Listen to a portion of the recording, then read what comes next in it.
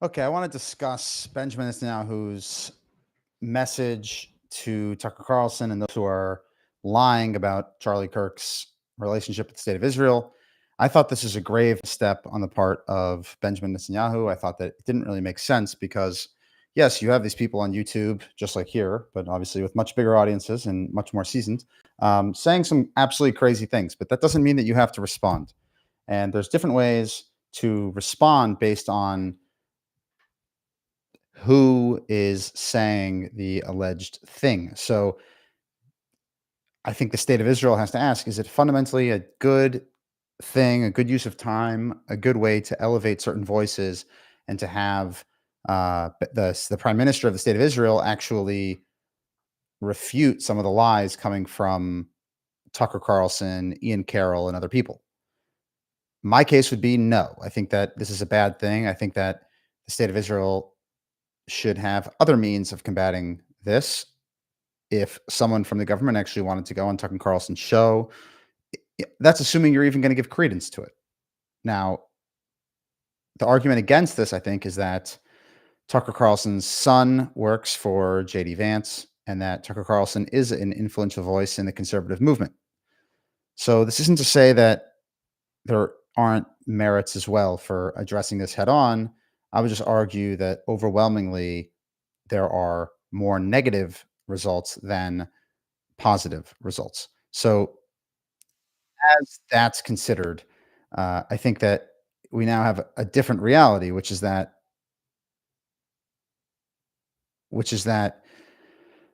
um, when it comes to Tucker Carlson's show, Candace's show, now you have the sitting head of state. You have Benjamin Netanyahu, who has now engaged in these has engaged these conspiratorial people, and now you almost have to respond to what they're saying, and that's a bigger problem. So now when Max Blumenthal says crazy things on the Gray Zone or Ali Abu Nima from Electronic Intifada, instead of dismissing it, this has now entered the dialogue as mainstream discourse because the prime minister has responded to it. So it's a little bit complicated. I don't know exactly what went into that decision or why, but it's the fact on the ground and it has to be dealt with accordingly. So there are, just that's the reality. This is the situation. I think it's important to highlight that you have some absolutely obscene people that are being now mainstreamed, and that's one of the major challenges in the wake of Charlie Kirk's horrendous murder. Because instead of saying, okay, you have these crazy people like Nick Fuentes that are showing up and saying all sorts of things, but they're on the fringe, they're now trying to encroach into the mainstream. And when I touch on Nick Fuentes here, it's important to note that he is an extremely compelling voice, and that when you watch him, he is entertaining. He will say things that are nuts. As someone who disagrees with almost everything he says, I am entertained by by him when he speaks because he is a good, gifted orator. That's very dangerous. Candace Owens is able to command an immense audience, a huge audience. She's able to drive hundreds of thousands, if not millions of people to her videos within minutes. So these voices aren't going away. The question is, how are you dealing with some of these things? Are you examining the funding sources? I know Netanyahu alluded to Qatari money being behind or involved with either Candace or Tucker, but these voices have to be combated in an effective way. I'm not certain that the prime minister of the state of Israel doing it himself is that way. So that's a little bit alarming for me. And I think indicates a bigger problem when it comes to the American Israel relationship because you have all sorts of voices that are now being elevated. There's very little concern for historical fact. People have really no idea what's real, what's not real. All sorts of inventing, fictional stories out of whole cloth that are said to represent the fact on the ground, but it's just not true. Let's take, for example, the Hannibal directive that was used on October 7th, right? Israel had a long stand, which was then actually removed, but used on October 7th, in which rather than having Israeli soldiers taken into captivity and used as bargaining chips, that the IDF would actually eliminate all the terrorists, including that soldier who had been kidnapped. And in certain cases, it was actually used on October 7th. But this conspiratorial left wing and conspiratorial right wing take turns that into something that it isn't, saying that Israel was targeting its own citizens intentionally on October 7th. And that's why there was an issue. So you see how they manipulate these situations to really push a narrative that doesn't exist. It's extremely concerning because, unfortunately, as there are no gatekeepers now, the realm of acceptable dialogue just grows larger and larger. The Overton window is expanded, and you end up with all sorts of whack jobs saying things that are half truths at best and coming from a place that's not genuine. I'll go back to the Hannibal directive on October 7th. Did the IDF kill other members of the IDF? The answer is yes, but it has to be understood in the context of longstanding fears about IDF soldiers being taken captive and having hostages dragged into Gaza, into Hezbollah control in Lebanon. And without that context, the way in which these issues are raised is completely false. It's not that there's a shred of truth and therefore they're making a good point. It's completely false. These conspiracy theorists are out there saying that Israel is intentionally targeting its own soldiers or its own citizens.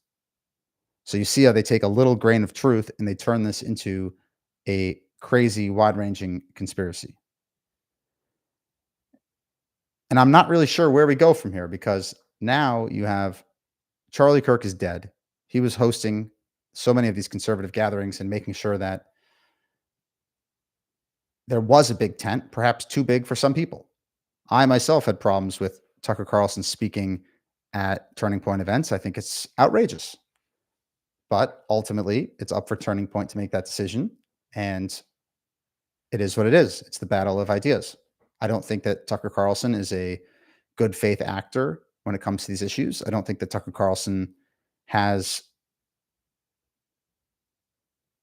good intentions because he's intentionally omitting so many things that would easily disprove many of his arguments. And he's going right up to the line and actually showing a lack of courage. If he would have outright just said, listen, I have an issue with the Jews in America, I'd have a lot more respect for Tucker Carlson. At least Nick Fuentes says that. But when it comes to Tucker Carlson, he's hiding right up to that line, implying sort of dual loyalty and not actually being forthright with what he's implying with his rhetoric. So where does Turning Point go from here? I'm not really sure. But what's certain is that there are masses of people that are listening to the likes of Nick Fuentes, Candace Owens, Tucker Carlson, and others. And some version of that combination has now been confronted head on by the prime minister of the state of Israel. So that's a change in the media landscape. I can't recall anything so direct, but this is something I think everyone has to be cognizant of because now what is said on these shows, so when Tucker Carlson directly calls Benjamin Netanyahu a liar and now Benjamin Netanyahu responds, there is more power that's being put in these podcasts and being put on these platforms than was previously there. So it's something to be cognizant of. It can't just be dismissed as some kooks speaking, which they are, but it can't be dismissed in such a way because the prime minister of the state of Israel has now responded and provided some sort of validity to these platforms. It's concerning. I'm not really sure how we got to this point, but hopefully the truth wins out. Even though Charlie might have had issues with Benjamin Netanyahu or with Israel in the last year or so with his life, I can't find a single Israeli that hasn't had some sort of issue with Benjamin Netanyahu or the IDF in the past year. So it's not really a big revelation. It's just that people that have very bad intentions and are deliberately spreading misinformation are furthering this kind of garbage in an effort to muddy the waters and to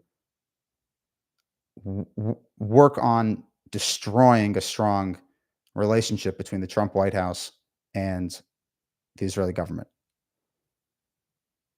I'm not sure where exactly things go from here, but I'm highly concerned about the direction, the fact that you have crazy people like Max Blumenthal being taken seriously as journalists now and being cited by all sorts of podcasts that are now being legitimized by the prime minister. So there's a lot of issues here, a lot of things to unpack, and God willing, things turn in a more positive direction. But until then, I'm going to keep a close eye. Please keep tuning in, like, subscribe, share, so we can continue to grow the audience and have more discussions about these issues.